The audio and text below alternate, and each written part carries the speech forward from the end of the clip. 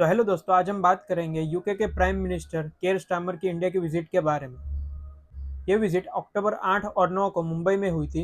Britain के PM बनने के बाद ये उनका पहला ऑफिशियल विजिट था और इस विजिट का मकसद भारत और यूके के बीच में पार्टनरशिप को और मजबूत करना था। केयर स्टारमर पिछले साल यूके के प्रधानमंत्री बने थे और इस साल जुलाई 2025 में जब प्रधानमंत्री मोदी ब्रिटेन गए तब दोनों देशों के बीच में फ्री ट्रेड अग्रीमेंट साइन हुआ था।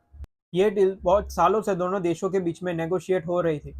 अक्टूबर 8-9 की केयर स्टारमर की विजिट में दोनों देशों के बीच में ये डील फाइनलाइज हुई। फ्री ट्रेड अग्रीमेंट के साथ साथ विजन 2030 के तहत दोनों देश एक दूसरे के साथ अलग अलग क्षेत्र जैसे कि ट्रेड, डिफेंस, टेक्नोलॉजी और एजुकेशन में गहरी पार्टनरशिप करना चाहते हैं। केयर स्टारमर 125 मेंबर के डेलीगेशन के साथ मुंबई आए थे, जिसमें उनके साथ कई बड़ी बड़ी कंपनियों के सीईओज भी थे जैसे कि रोल्स रॉय और 14 यूनिवर्सिटी के वाइस चांसलर भी शामिल थे। कहा जा रहा है कि ये यूके का अब तक का सबसे बड़ा ट्रेड मिशन था।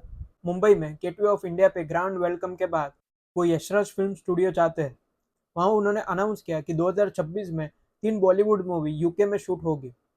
दूसरे दिन 9 अक्टूबर को स्टारमर ने पीएम मोदी के साथ जियो वर्ल्ड सेंटर में द्विपक्षीय वार्तालाप किया। दोनों नेताओं ने ग्लोबल फिनटेक फेस्टिवल को भी एड्रेस किया, जिसमें स्टारमर ने हिंदी में कहा कि इंडिया 2028 तक दुनिया की तीसरी सबसे बड़ी इकोनॉमी बनेगा।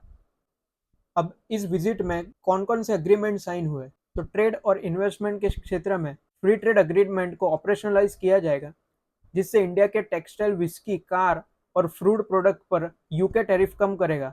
इससे भारत को 20 बिलियन यूरो का फायदा होने का अंदाजा है। अब डिफेंस के क्षेत्र में देखें तो इंडियन आर्मी ने यूके के साथ 350 मिलियन यूरो का सौदा किया है और इंडियन नेवी ने यूके के साथ 250 मिलियन यूरो की डील की है, जिसमें यूके इंडियन नेवी को इलेक्ट्रिक इंजन सप्लाई करेगा।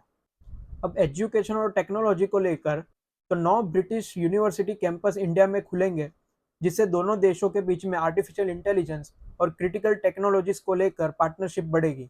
अब ये विजिट के दौरान पीएम मोदी ने खालिस्तानी आतंकवाद को लेकर भी केयर स्टारमर के साथ चर्चा की और केयर स्टारमर से वीजा रूल्स को लेकर भी बातचीत की।